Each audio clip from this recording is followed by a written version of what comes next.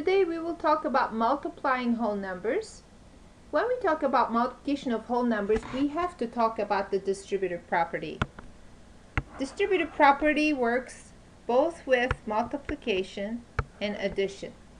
So what it does is you actually distribute the number into the first and the second number and write 1 times 2 plus 1 times 3. This concept is going to come back up, so we'll talk about it a little later. Another thing that you need to remember, when you talk about multiplication, you don't have to write the multiplication, but you can say multiply 2 and 3, and that will imply 2 times 3. Or you can say product of 2 and 3, that will also imply 2 times 3. So we're going to start learning how to multiply whole numbers. And I will start, first of all, you need to have your multiplication table all memorized. So I'm assuming that you have this. If you don't have this, you just kind of learn it as fast as possible. So I'm going to start with 2 digits by 2 digits and kind of do it slowly. You have to line up the ones digit. That's one thing you need to do. Now you're going to multiply the ones. 3 times 4, 12, and then you're going to carry here, and you're going to multiply this one. 4 times 1, 4 plus 1, 5. Once you're done with that, you're going to do the hundredths digit. 2 times 3, 6. 2 times 1, 2. Then you're going to end up adding. You're going to add 2.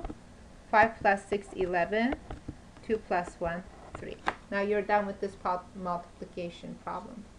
Let's do a 3 by 3. Let's say I have a 321 and I need to multiply by 146.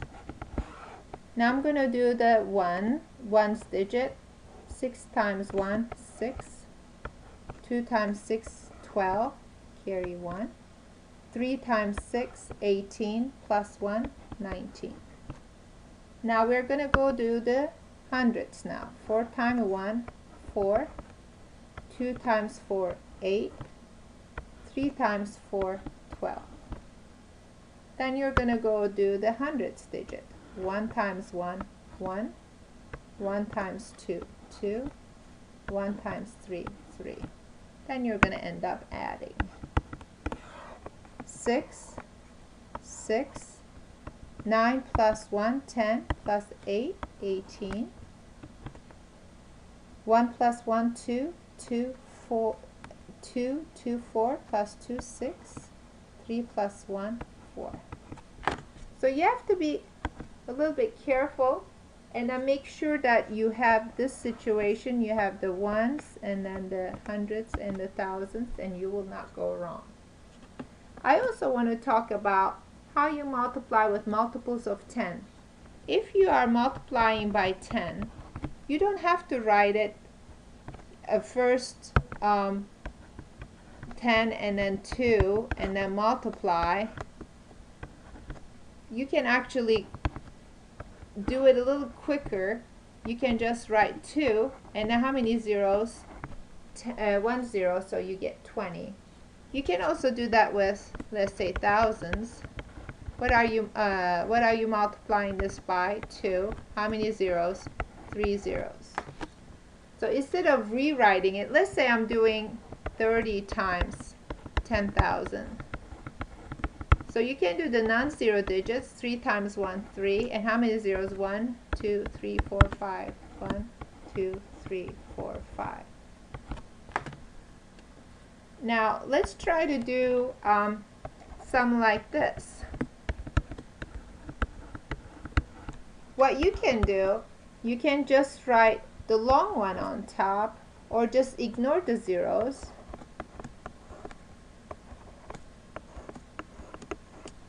And multiply the non-zeros as if the zeros are not there.